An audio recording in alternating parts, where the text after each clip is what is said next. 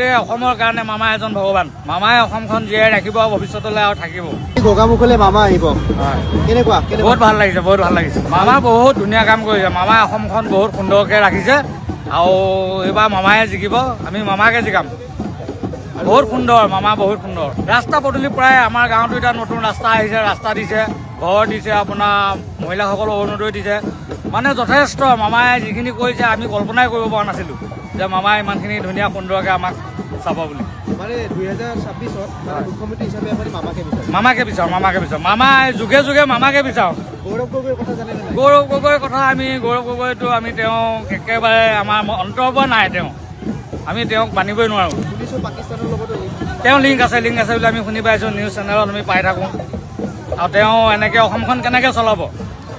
তেওঁ এডাল চুলি সমানো নোৱাৰে। মামাই যেনেকৈ কৰি আছে, মামাৰ কাৰণে গোটেই অসমৰ কাৰণে মামা এজন ভগৱান।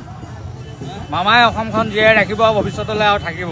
বহুত ভাল পাইছোঁ। মামাই বহুতখিনি দুখীয়া মানুহকো বহুত সহায় কৰিছে আৰু বহুত দুখীয়া মানুহে চাকৰি পাইছে। আমি নিউজ চেনেলত চাইও বহুত ভাল লাগে। বহুত মানে কাম কৰি হাজিৰা কৰি খোৱা মানুহ ঘৰৰ চাকৰি পাইছে, ঘৰ পাইছে, পইচা পাইছে। মামাই বহুত দুখীয়া মানুহক চাইছে। চৰকাৰৰ পৰা মই ঘৰ পাইছোঁ, চৰকাৰৰ পৰা আমাৰ ফেমিলিয়ে অৰুণোদয় পাইছে, PM কিষাণ পাইছে, অন্যান্য বহুতখিনি সুবিধা পাইছোঁ। আমি বহুত সুখী। মামা অহাৰ পৰা বহুত সুখী আমি। আৰু মামাক শেষত কি ক'ব?